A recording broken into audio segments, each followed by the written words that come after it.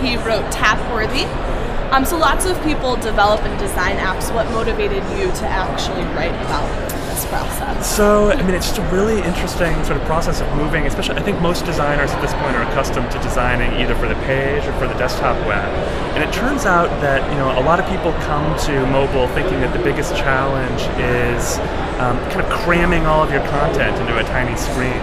And in fact, what I found as I started working with mobile and that I got really excited about is that there are actually all these really sort of subtle changes that you have to think about when you're doing for mobile, both in terms of sort of context and mindset.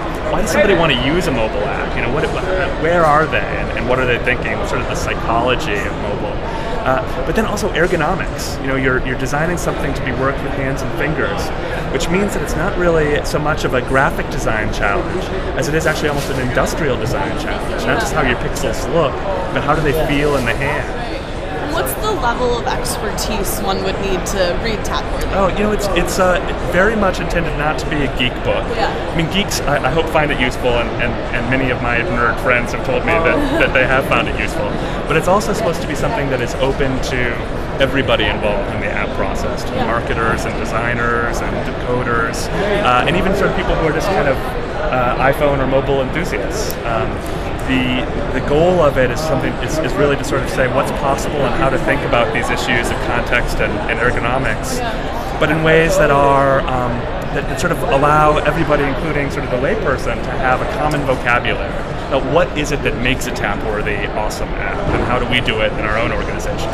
And do you have any recommendations besides Tapworthy of what to read next? Yeah, you know, Suzanne Ginsburg has a great book about sort of how to prototype and plan iPhone apps.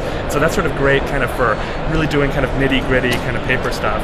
And then there's also a book called App Savvy by Ken Yarmosh, and that's like a great book that's kind of about sort of the business and marketing side of it, as well as sort of, you know, how to find your audience with your app, which touches on some of the context issues. So I think of those as like sort of a great threesome for really sort of understanding how to sort of do the nitty-gritty of design, as well as to sort of think big picture business.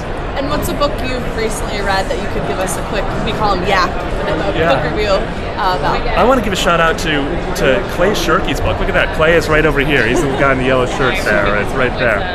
He was signing books here a second ago. I'm a huge fan of his, and he wrote this book called Cognitive Surplus, which is sort of talking about how for a long time we've had a lot of spare time compared to sort of the Industrial Revolution, and that now we haven't sort of been using it productively, sort of like using it sort of to watch TV essentially, which I still do.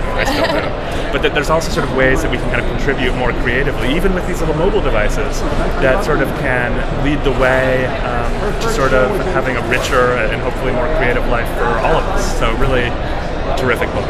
Awesome. Well, thank you so much. Hey, my pleasure. It's great to meet you.